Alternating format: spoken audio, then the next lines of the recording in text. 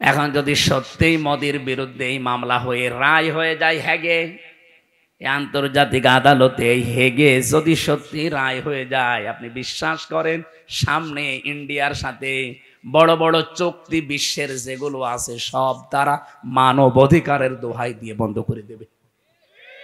ওদের সাথে ব্যবসার চুক্তি বন্ধ, ওদের দেশের লোক আরো বাইরে যারা আছে ওদের সব পাঠিয়ে দেবে। সে তো ধুতি পরে আছে, ধুতি খুলে বাকি যা আছে ওইটা বেরিয়ে যাবে। ও কি পাগল হয়েছে এমনি?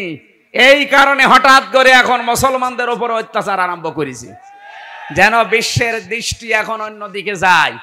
আরে বিশ্বের মানুষ আপনাদের মতো গরুর মুত খায় না, আমরা জাতে মাতাল হলেও তাহলে ঠিক আছি। এই জন্য অনেকে এখন মুখ ফিরিয়ে নিচ্ছে, কাউকে যখন রাজি করতে পারে নাই, বহুবার চেষ্টা চালিয়েছিল।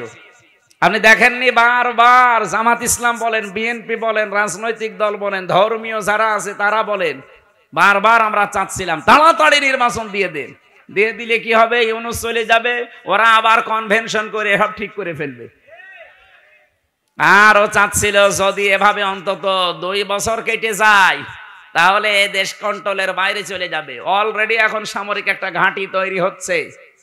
আপনি দেখেছেন এই কয়েকদিনের ভেতরে মোদির মুখ শোকাতে শোকাতে এখন মনে হচ্ছে বান্দরের পেছন হয়ে গেছে। সামনে আরো কয়েকটা গেম আসতেছে। ইউনূস ভালো কি খারাপ এটা আমি জানি না, কে ওনাকে চালাচ্ছে এটা আমার দেখার দরকার নেই, কিন্তু আমরা ইন্ডিয়ার এই বলয় থেকে বের হতে চাই। কারণ এই শয়তানরা 54 বছরে উপকার করেছে, যা যদি 10 টাকার উপকার করে 90 টাকার ক্ষতি করেছে।